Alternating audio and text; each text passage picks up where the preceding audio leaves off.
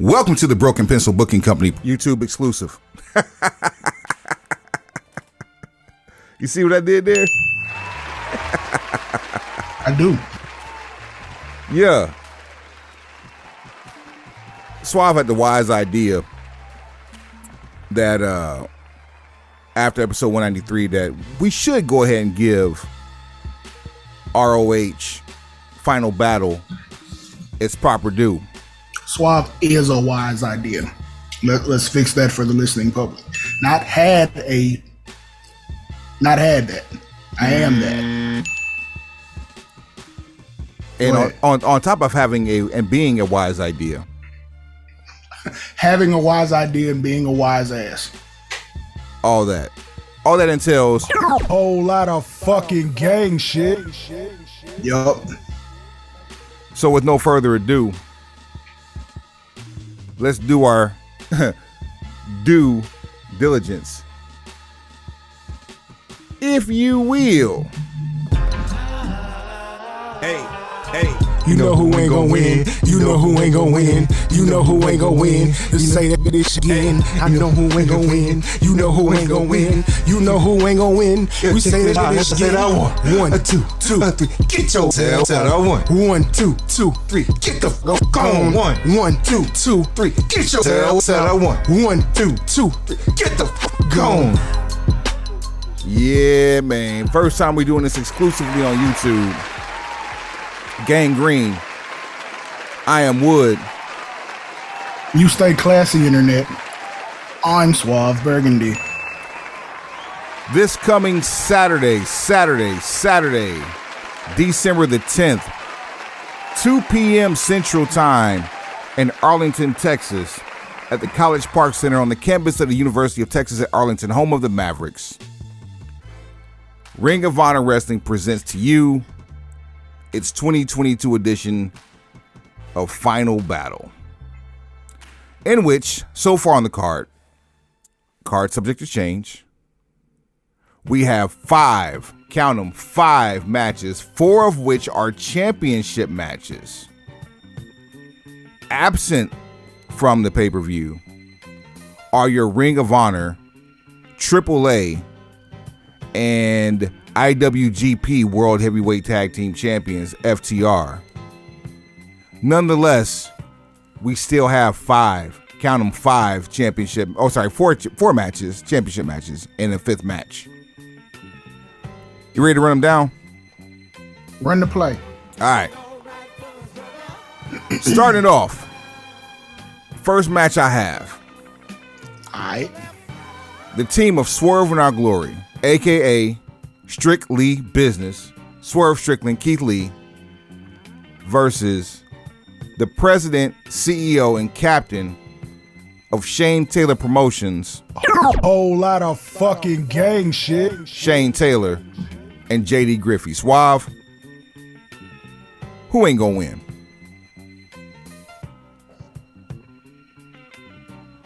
If I had to guess, Swerve is going to be the loser in this, so Swerve ain't going to win. Not only is Swerve not going to win, there should be the most magnanimous beatdown in the history of beatdowns. Yeah, unfortunately, Swerve he should get his ass kicked blue. Otherwise, I don't know what we're doing here. I'm happy for Gang, ecstatic for Gang that he's getting an opportunity to get the bag. Gonna be on pay-per-view. We all the way turned up for that. We gonna be either in attendance or watching live for that exact reason.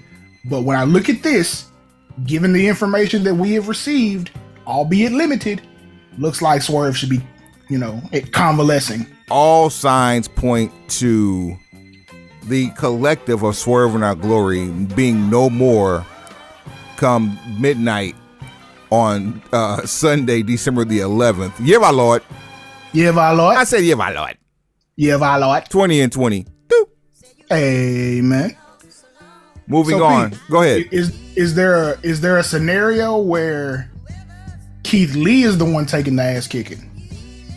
There absolutely is a scenario. Here's the story. I don't know exactly when it happened, but I do know that Shane Taylor, Well, Shane Taylor and Keith Lee had issues 6 years ago in ROH and in Evolve. And as Shane Taylor put it, it's unfinished business. I don't know when it happened with JD Griffey, but Keith Lee and JD Griffey also were a unit and are no longer on the same side of the fence, if you will. The scenario which you're speaking of, since Keith Lee happened to turn his back on Swerve at Full Gear, AEW Full Gear that is that Swerve Strickland returns the favor, gives Keith Lee a receipt, if you will, and jumps on the side of Shane Taylor and JD Griffey to beat down Keith Lee. That said, still Swerve Without Glory, aka Strictly Business, not winning this one, but there's a scenario that sets up a alternate universe, alternate ending, if you will, for Swerve Without Glory. Both of which I think are viable. Peep this. So we know Gang, and we've had conversations with Gang. We know Gang is his own man. And in a perfect world, STP would be the business and we would just go forward with that. But for the sake of conversation, and because this is an exclusive, we're gonna exhaust a couple of possibilities.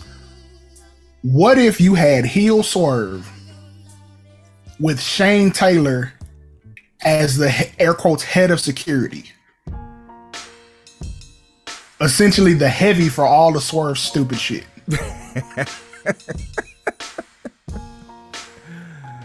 And Shane gets to kick the shit out of people like he does. Not to be outdone though. I mean, JD Griffey can hold his own and is pretty decent sized individual. Shane Taylor could continue to do his own thing. These are factuals. I'm just looking at it from a perspective of, one, how do we get Gang a bigger bag and a more prominent position going forward, to where obviously at some point, whenever you have partnerships like that, they eventually erode, and Gang would be set up to do something even bigger going forward. That's all it is. I'm trying to paint a bigger picture for Gang to shine on. There's definitely power in words and power in the name. The name Swerve has been around with him everywhere he has set foot. And he has done just that every damn time. Dare to be surprised. I mean, there are three very, very capable scenarios that were just explained out there. I'm here for every one of them. Two of the three are possible for one night, but you can't have a Keith Lee beat down and a Swerve beat down by the same two on the other side. I don't think can we DM Kanos about clearing crime mobs? I'll beat your ass. Or DJ's whoop that trick. This is also factual. The Arsenal smack like a bitch, that could definitely be one. NWA, a bitch is a bitch. That's, you gonna have some trouble with that one. Damn, I tried it too. I tried it too. Yeah, you're gonna have some trouble with that one. Oh, I got a couple tucked away that would be perfect, but I'm not gonna be self-serving in this time. I guess since this is 2022, and that song starts off with, "Let's describe a certain female." No. Grand opening, grand closing. Under no circumstances are we going to be able to do that. Violence we can get away with because it's pro wrestling. Misogyny, nah. And we done talked all that shit about FTR not getting a sniff of the title match. And while we're recording this shit, we can see a main event, FTR versus the Acclaimed. After the match is over, which FTR did fail to capture the AEW World Tag Team Championships, to which I say,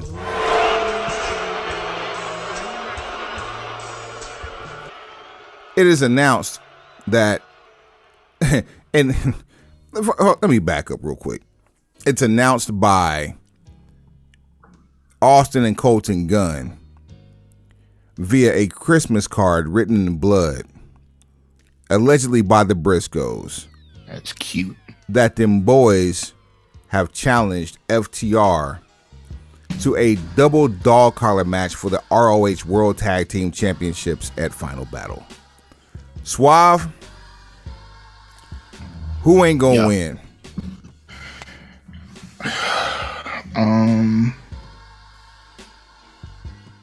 If you're keeping score at home, this is 2 versus 3, by the way. But go ahead.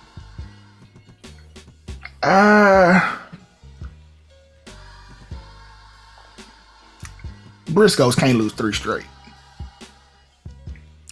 Can they? Considering that FTR could not win the big one to cement their legacy as a GOAT tag, they already are a GOAT tag team, but like to further like make it irrefutable of them being a GOAT tag team, once again, I'm with you. No way them boys lose to FTR. Because I don't see. FTR ain't gonna win, but go ahead. I don't see a reason why you would job the Briscoes out 3 straight times unless they are more disliked by another group of people than FTR has been. That is my only qualm with this whole situation. If you can't put them on TV, but you can say their names, some type of resolution, middle ground, if you will, has to be met. Because I'm sick of ROH champions not being on TV. I'm talking about you, Mercedes Martinez. It took forever. Is that her fault though? I mean, no, it's not. It's not at all. And I'm saying, so here's the other thing. Joe, excuse me. It was his fault because he was injured. Joe was getting a bag. You can do a fucking vignette. Like, again, if somebody's not on television, the first person I'm gonna look at is the person who's writing TV. Once again, like, bullshit ain't nothing. Like, if you want Samoa Joe on television, if you have a purpose for him, then even if he's injured, even if he's away on another project, there's this thing called a pre-tape. Man, you can get whatever point across you want to in a condensed amount of time. If that person has plans, which, yeah, you can do what. Long story short, you can do what you want to do if you want to do it. If you want to do it, especially when you got the money to do whatever the fuck you want. That's the whole purpose behind fuck you money, boy. So tell me again how, it's not Mercedes Martinez's fault. Hell, the Ring of Honor World Heavyweight Champion's on TV every week. So tell me again how much to our chagrin. It is what it is at this point, bro. I understand why. Yes, of course. Yeah, no doubt. They taking nothing away from the whys behind the resume is what it is. So you know why it's taking place like that. Just the person who carries the resume has kind of burnt all the currency that resume may have acquired as far as, leniency. As it relates, though, next matchup we have, and I'm sure this one should be pretty early on in the card. It's a great tone setter. But in this being an update, now we have a non-title match to boot. A second one. Oh wait, I'm sorry. I take that back. This is also a world title match for the Ring of Honor World 6-Man Tag Team Championship. Dalton Castle and the boys, your champion, versus the Embassy, Brian Cage and the Gates of Agony, Toa Leona and Bishop Khan. Whole lot of fucking gang shit. This adds a little bit more luster to the whole STP versus Swerve and Our Glory match, in my opinion, but I'm going to save that for the aftermath. Suave, who ain't gonna win? Now give me these competitors one more time so that I may properly mull over the pros and cons. This is probably the only match where you could do this with effectively. Dalton Castle and the boys, who are your ROH World Six-Man Tag Team Champions, versus the Embassy, featuring Brian Cage, Bishop Khan, and Toa Leona. Thanks for playing Dalton Castle. I feel like you shouldn't win, and it's nothing against you. It's just for the type of presentation that I like, the Embassy fits that better. 100%. 100%. For the presentation, taking nothing away from Dalton Castle or the boys, considering what you need to do with Toa Leona and Bishop Khan. Brian Cage is already a made man. Prince Nana is going to be a force on the main screen if he can stay on there long enough. He's a hell of a talent. In fact, he and Stokely Carmichael. Is it Stokely Carmichael? Hathaway, bro. What the hell, Stokely? My bad. You know who Stokely Carmichael is. You know I'm outside up in this. I don't know why Stokely Carmichael came over here, because he didn't even die as Stokely Carmichael. He died as Kwame Ture. Stokely Hathaway. Other than Stokely from Mint Condition, it's like the three most Stokely famous Williams. Stokeleys of all time. I mean, come on, bro. Like, I ain't even gonna hold you. I don't even understand how that happened. At any rate, Stokely Hathaway and Prince Nana are pretty much the same people from different continents. You think so? Yeah, I do. Okay. All right. You give Prince Nana a live mic, it's bound to go left. Same thing with Stokely Hathaway. Tell me I'm wrong. I mean, I do not lie. Hey, look, we on the same page. We both outside up into this same simultaneously. So I'm with you. I say that on this one we have winners. Ring of Honor World Six-Man Tag Team Champions in the Embassy. In our next matchup, you have the ROH Television Championship on the line with who I'm calling the Unified World Television Champion. No, sir, you will address that man by his proper name. It is Samoa Joe, the king of television. I stand corrected. I am the heir to the throne of Zamunda. Hell you mean? Okay, Samoa Joe, the king of television, taking on, explain this one, Juice Robinson. What? For the ROH World Television Championship. Wait, did Warlow get the night off? All signs point to Juice Robinson. Everything that I see says Juice Robinson. Everything I see points to gross negligence. Go ahead. Juice Robinson ain't got a chance in hell. So the king of television will continue to reign. Juice Robinson ain't gonna win. And I think this is a very big missed opportunity. This had Wardlow written all over it. Pop a fucking buy rate. Like, what are we doing? Considering we're going back into the doldrums of ratings, across the board, no taking away from Juice Robinson. Please don't get that twisted. Yeah, this is not Juice Robinson disrespect, but the point is, Juice Robinson hasn't been on television feuding with Samoa Joe for the last month. And this is the third ROH pay-per-view this year under the AEW umbrella. Third this year? We had what we have in Garland. We were there.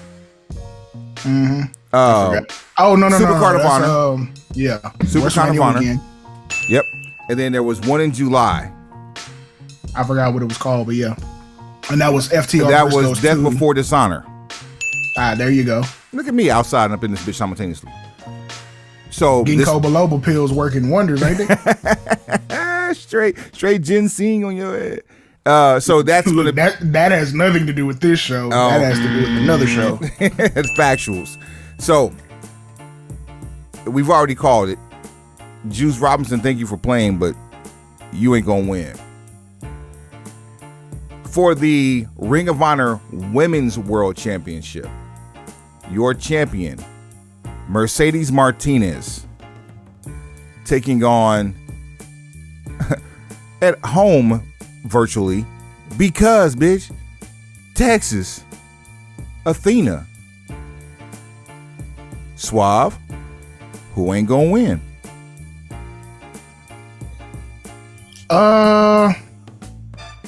I'ma say Mercedes Martinez.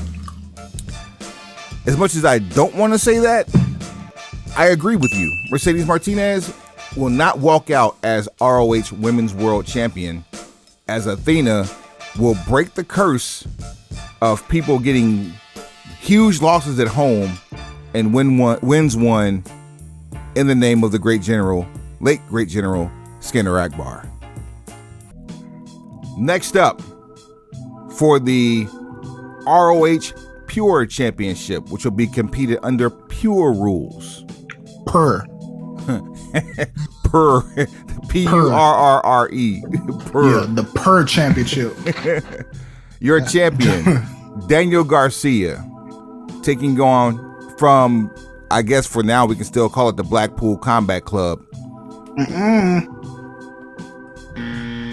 Wheeler Yuta. Suave, who ain't gonna win? I see no reason for Wheeler Yuta to win. So, yeah. We are so far 100% on the same side here. There's absolutely no reason for Wheeler Yuta to win. Also, no reason that he's going to win. Facts.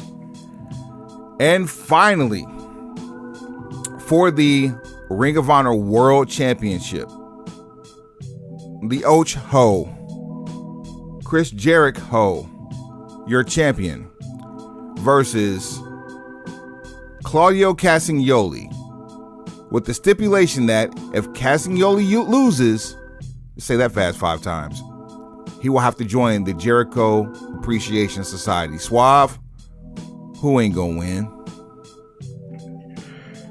Thanks for coming, Claudio. I would wish better for you, but knowing all of the circumstances that go into, how we got where we got, Claudio ain't gonna win. I mean this in the nicest way possible.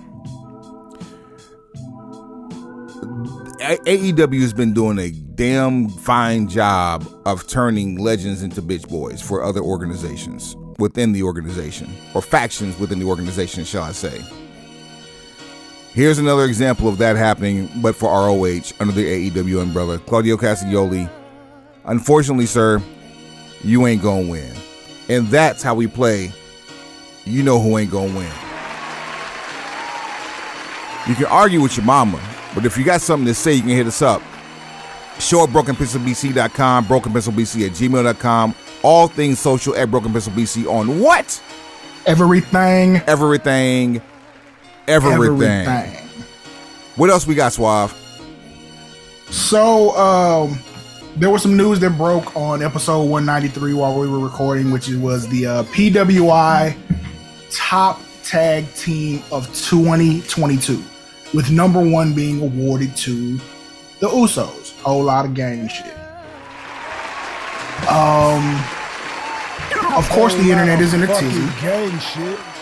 Because they feel as though first of all, they feel the Usos are undeserving, which is, to me, is like ridiculous. But I mean, that's, hey, it is what it is. And then there was a lot of conversation about what the rest of the list would look like. Well, at the time of recording of episode 193, that list was not public. But it is now. Just the fact that who graced the cover at number 1 was public while we were recording. The entire list of 100 is now available. And I'm sure you have access to that. You have that right in front of you, or do I need to pull it up? I'm pulling it up right now. Fantastic. Because the one thing I wanted to find out before we got too deep into this is how long the Usos have been champions. They're coming up on 500 days. 500, shawty. That's 500 days of being the unrivaled best in the company. And the longest tag team champions of any major organization, longest running tag team champions of any major organization. But here you are talking about why they're undeserving of number one. We have an argument, but it's a very mild argument that falls short, not because of the talent involved, but because who's in control of the talent involved. Number two is FTR. Why is this an argument? FTR are the reigning and defending AAA tag team champions. AAA. The IWGP World Tag Team Champions, arguably one of the most celebrated tag team titles in the world, as well as the ROH World Tag Team Champions, who have yet to sniff anything remotely close to the AEW World Tag Team Championship that was until this week, would by far unanimously make them number one if they were able to get those belts. The fact that they never had a chance to even compete for those belts since getting all three of these other belts is egregious. Absolutely insane. Name any point in the last 6 months where FTR had 3 straight weeks of appearances on Dynamite, let alone wrestle, because I know they don't get to wrestle 3 weeks straight. I find it hard to find 3 straight weeks that are actually on the program. I'll wait. I'm just saying, we are in close proximity to a lot of people who don't support the idea of the Usos being the best tag team in wrestling. I mean, some people don't like hugs. Some people don't like hot meals. I mean, I can't want better for you than you want for yourself. Yeah. But the only other team I would even remotely consider to be number one can't get a month's worth of consecutive matches on television in their own home promotion. They had been number one contenders for how long? Like a year and a half? As long as you have that many belts, you are the perennial favorite to take on the champions of any organization, including the WWE. If you have that many belts and you're carrying them on AEW television, you should be perennial number one contenders until you are given what you are owed. However, they ended up losing, air quotes, losing a number one contenders match to Swerve and My Glory, who went on to lose to the Acclaimed. So, a number one contenders match you lose while holding 3 of the most prestigious tag team titles in the world. But you're already number one contender. So are we wrestling for number one contendership or just first in line? Like, we're just going to switch places in line. How does that work? They won number one contendership for something a long time ago. We're doing a whole lot of explaining for something that can't be corrected. And Facts. Again, it's not at the fault of the talent. Yeah, FTR is not to blame for this. You know who's to blame for this. This is square in the lap of Kanos and the Block Control Express. Pulling in number 3.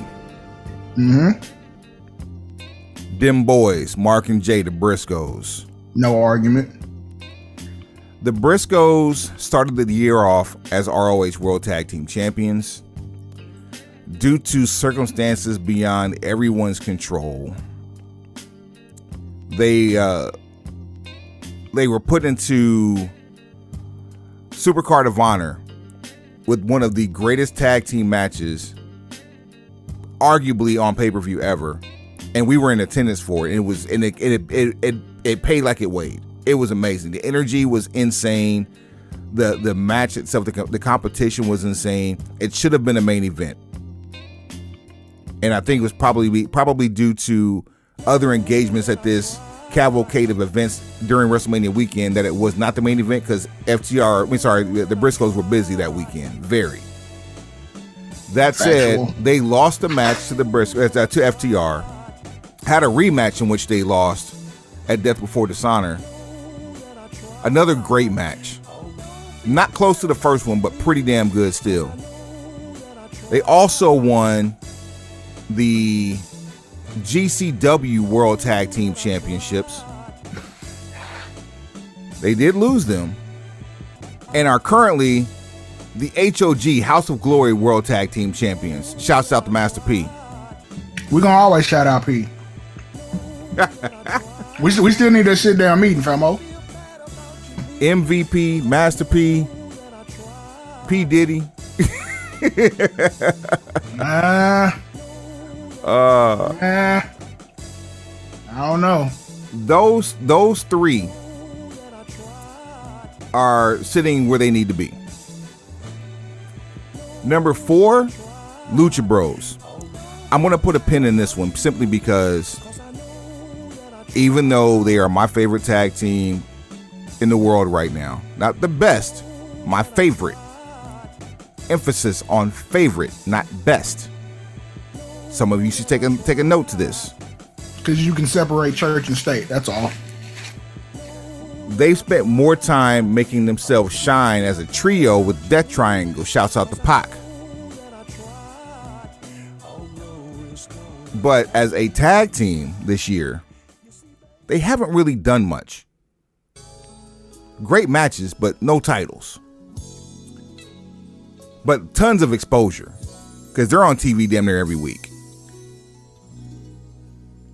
But as we keep going down the list, Fukuoka Double Crazy out of Stardom, Hazuki and Koguma. You also have RK Bro at number 6, the Good Brothers at number 7, which I do not understand. Wait, who's number 5? Fukuoka Double Crazy from Stardom. Never seen him. And 4 was the Lucha Bros, right? Yep.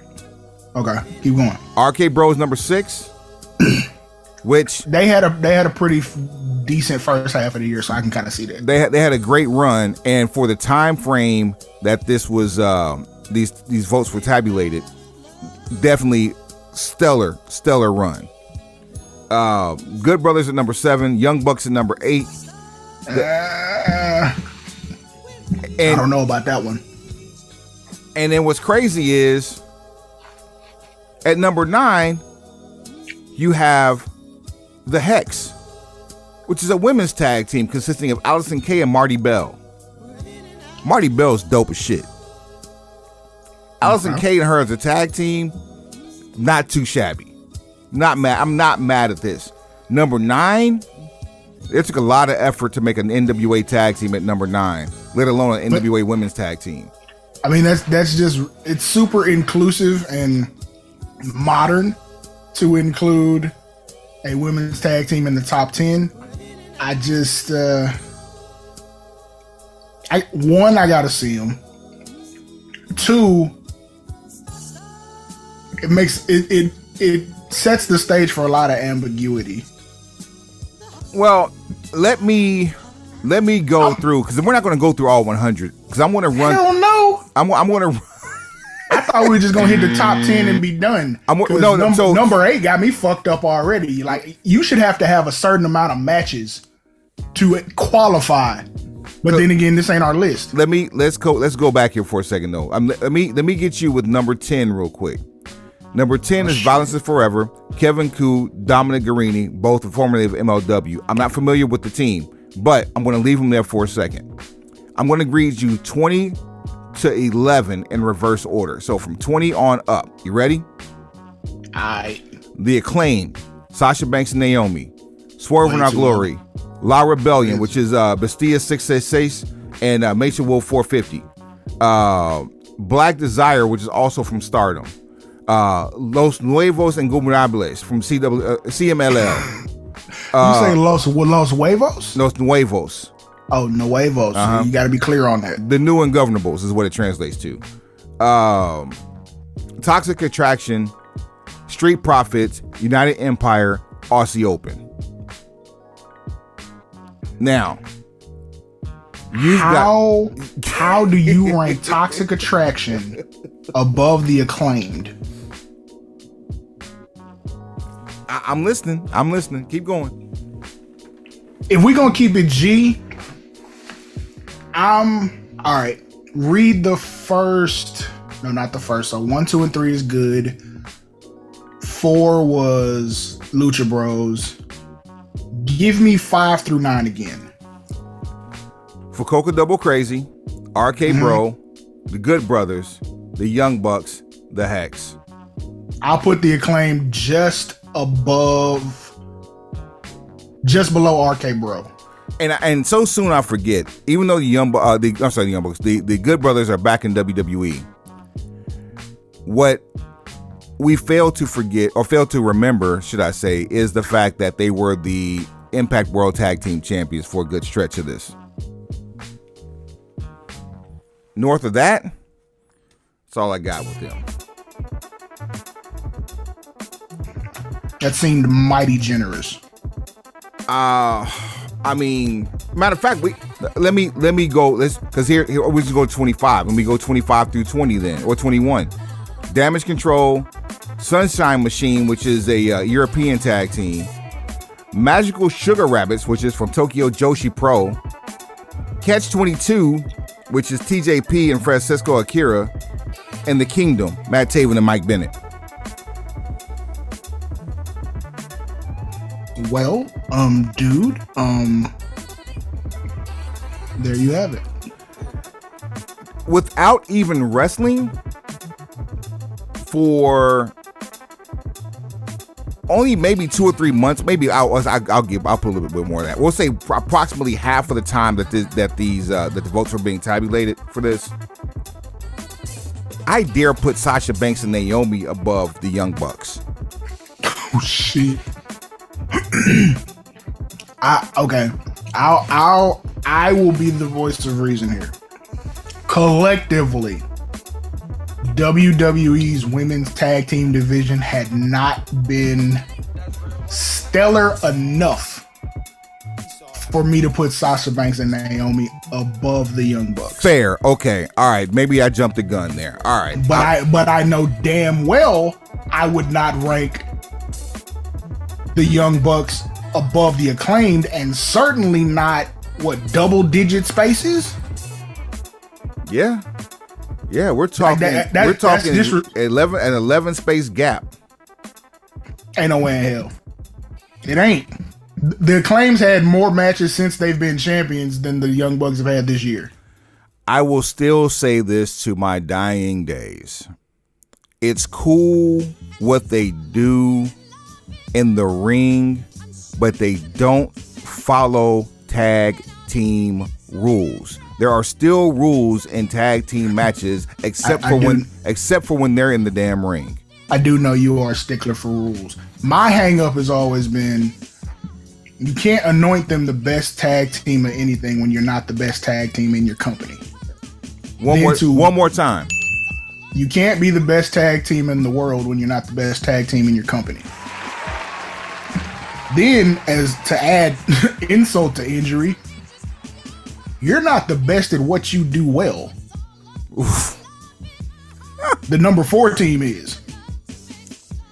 Here's a maxi single for you.